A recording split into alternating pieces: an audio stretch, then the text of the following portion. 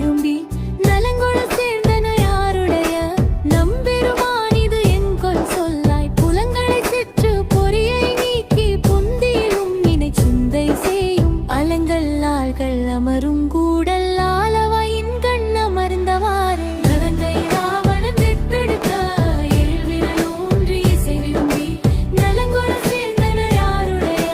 நம்பெருமான் இது எங்கொல் சொல்லாய் புலங்களை சிற்று பொறியை நீக்கி புந்தியிலும் இணை சிந்தை செய்யும் அலங்கள் ஆள்கள் அமரும்